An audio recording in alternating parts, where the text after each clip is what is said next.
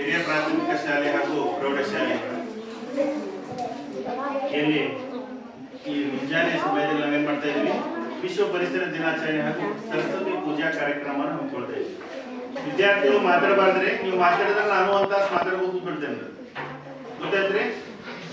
Correct ಆಗಿ ಕೇಳಿಸೋಬೇಕು, ಚೆನ್ನಾಗಿ ತಿಳ್ಕೊಬೇಕ್ರಿ. ಇವತ್ತು ನಾವ್ ಏನ್ ಆಚರಣೆ ಮಾಡ್ತಾ ಇದೀವ್ರಿ?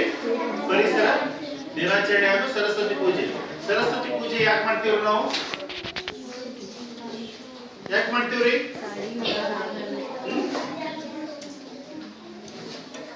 ಎಲ್ಲಾರು ಮಾಡ್ತಾರೆ ಪೂಜೆ. ಅಭ್ಯಾಸ ಮಾಡೋದಕ್ಕಿಂತ ಮುಂಚೆ ನಾವು ಮಾಡ್ತಿರೋದ್ರಿ ಇಲ್ಲಲ್ಲ.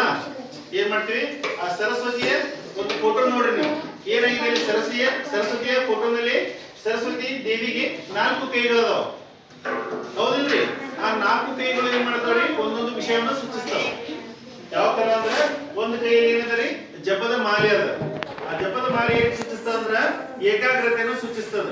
ನೀವು ಯಾವಾಗ ಅಭ್ಯಾಸ ಮಾಡ್ಬೇಕಾದ್ರೆ ಏನ್ ಮಾಡ್ಬೇಕ್ರಿ? ನಿಮ್ಮ ಏಕಾಗ್ರತೆ ಇರಬೇಕು. ಇಲ್ಲಿ ಪಾಠ ಹೇಳ್ತಿರ್ತಾರ, ನೀವು ಅಲ್ಲಿ ಹಿಂದೆ ಮಾತಾಡಕ್ ಕೂತ್ರ ಅಜಾನ ತುಜೆ ಕೊಡೋ ಕ್ಯಾಕಾರ ಏನ್ ಮಾಡ್ಬೇಕು? ಏಕಾಗ್ರತೆಯಿಂದ ಇರಬೇಕು. ಅದಕ್ಕಾಗಿ ಏನ್ ಮಾಡಿದಾರ? ತಾಯಿ ಸರಸ್ವತಿ ಒಂದು ಕೈಯಲ್ಲಿ ಏನ್ ಮಾಡಿದಾರ? ಒಂದು ಜಪದ ಮಾಲೆಯನ್ನು ಹಿಡಿದಿದ್ದಾರೆ. ಇನ್ನೊಂದು ಕೈಯಲ್ಲಿ ಏನ್ ಮಾಡಿದಾರ? ಗ್ರಂಥಗಳನ್ನು ಹಿಡಿದಾರ. ಗ್ರಂಥಗಳು ಮೀನ್ಸ್ ನಾವು ಪುಸ್ತಕಗಳು ಇರ್ತಾರ ನಮ್ಮ. ಆ ಪುಸ್ತಕಗಳೇ ನಮಗೆ ಏನ್ರಿ? ಒಂದು ಮಾರ್ಗದರ್ಶಕ. ಅದೇ ತರ ಪುಸ್ತಕದಲ್ಲಿದ್ದ ವಿಷಯಗಳನ್ನು ತಿಳ್ಕೋಬೇಕು. ಮತ್ತೆ ಒಂದು ಕೈಯಲ್ಲಿ ವೀಣೆ, ಮತ್ತೊಂದು ಕೈಯಲ್ಲಿ ಹಿಡಿದಿದ್ದಾರೆ. ಆ ತರ ನಾವು ಕೂಡ ಒಂದೊಂದು ವಿಷಯದಲ್ಲಿ ಪರಿಣಿತಿಯನ್ನು ಪಡಿಬೇಕು, ಏಕಾಗ್ರತೆಯಿಂದ ಇರಬೇಕು ಅಂತ ಸೂಚಿಸ್ತದ. ಇದರ ದ್ಯೋತಕವಾಗಿ ನಾವೇನ್ ಮಾಡ್ತೀವಿ? ತಾಯಿ ಸರಸ್ವತಿಯನ್ನ ವಿದ್ಯಾ ದೇವತೆ ಎಂದು ವಿದ್ಯೆ ಪ್ರಾರಂಭಿಸುವ ಮುಂಚೆ ನಾವೇನ್ ಮಾಡ್ತೀವಿ? ಪ್ರತಿಯೊಬ್ಬರು ಆ ವಿದ್ಯಾದೇವಿಯನ್ನ ಪೂಜಿಸ್ತೀವಿ. ಅದಕ್ಕಾಗಿ ಸರಸ್ವತಿ ಪೂಜೆನ ಮಾಡ್ತೀವಿ.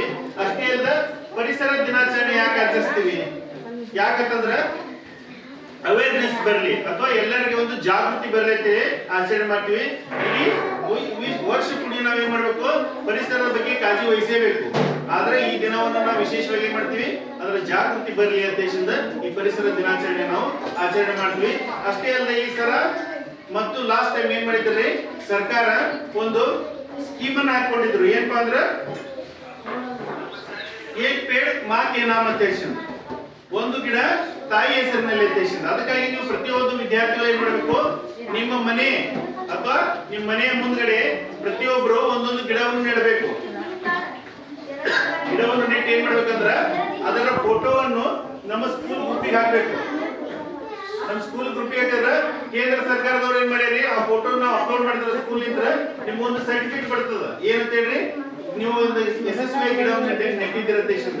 ಇವತ್ತು ಹೋದ ಪ್ಲೇ ಅಥವಾ ನಾಳೆ ಮುಂಜಾನೆ ಏನ್ ಮಾಡ್ರಿ? ಪ್ರತಿಯೊಬ್ಬ ವಿದ್ಯಾರ್ಥಿಯು ನಿಮ್ಮ ಮನೆಯ ಮುಂದ್ಗಡೆ ಒಂದು ಗಿಡವನ್ನು ನೆಡಬೇಕು. ಕನಿಷ್ಠ ಒಂದು ಗಿಡ, ಹೆಚ್ಚೆಷ್ಟು ನೆಟ್ಟು ನಡೀತದ. ಅದೇ ತರ ಸೋಮವಾರ ಏನ್ ಬರ್ತಿರಲ್ಲ, ಅವಾಗ ಸ್ಕೂಲ್ದಾಗ ಬರುವಾಗ ನೀವು ಒಂದೊಂದು ಗಿಡ ತಗೊಂಡ್ಬರ್ರಿ.